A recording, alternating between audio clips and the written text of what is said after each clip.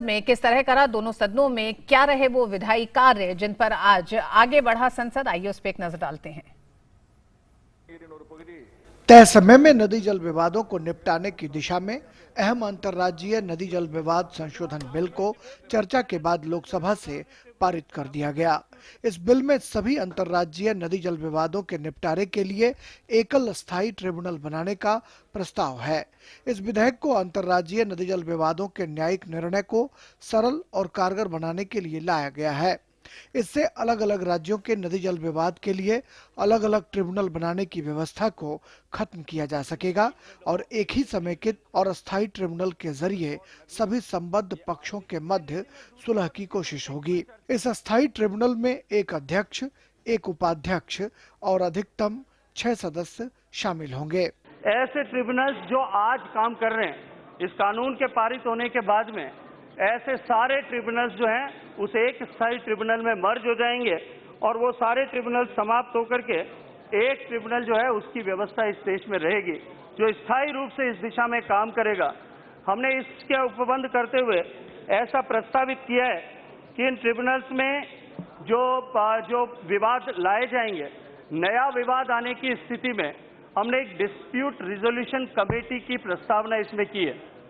उधर राज्यसभा में कैंसर की समस्या को लेकर अल्पकालिक चर्चा हुई। चर्चा के दौरान कैंसर के मामले को लेकर सदस्यों ने चिंता जाहिर की। कैंसर पर हुई अल्पकालिक चर्चा का जवाब केंद्रीय मंत्री हर्षवर्धन ने दिया। अमृत नाम की स्कीम है जिसका जो फुल फॉर्म है affordable medicine and reliable implants for treatment, जिसमें कि लगभग 50% तक जो है दवाई और इम्प्लांट्स जो है वो सब्सिडाइज होते हैं। ऐसे लगभग देश भर में 164 अमृत की फार्मेसीज बनाई गई हैं और इसमें जो कैंसर के मरीजों को भी बड़े पैमाने पर लाभ हो रहा है। जस्ट जानकारी के लिए पिछले समय में 142.30 लाख पेशेंट्स को इनसे लाभ हुआ और जो दवाई की कॉस्ट 1416.43 करोड़ थी उसको 679.47 करोड़ पे बेचा गया, यानी कि मरीजों को सीधा सीधा इससे ये लाभ हुआ।